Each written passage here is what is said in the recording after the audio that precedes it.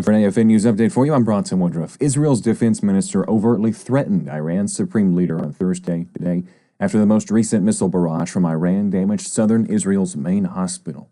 It's the Soroka Medical Center in the southern city of Beersheba. We're told Iran's also hit several other residential buildings near Tel Aviv. Israel, meanwhile, struck a heavy water reactor that's part of Iran's nuclear program. At least 240 people were wounded by the Iranian missiles, 4 of them seriously, according to Israel's health ministry.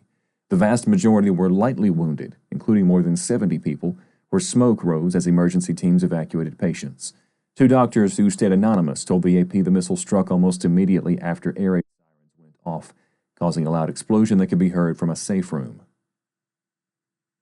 The State Department has begun evacuating non-essential diplomats and their families from the U.S. Embassy in Israel.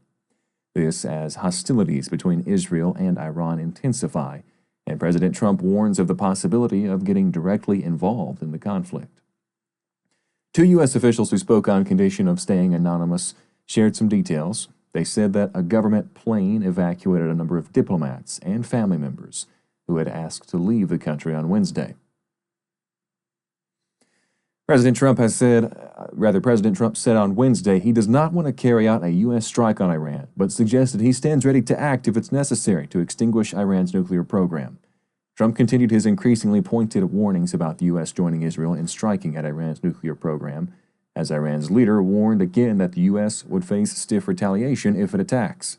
The stakes are high for President Trump as he faces a push-pull debate between his goals of avoiding dragging the U.S. into another war and preventing Iran from obtaining a nuclear weapon.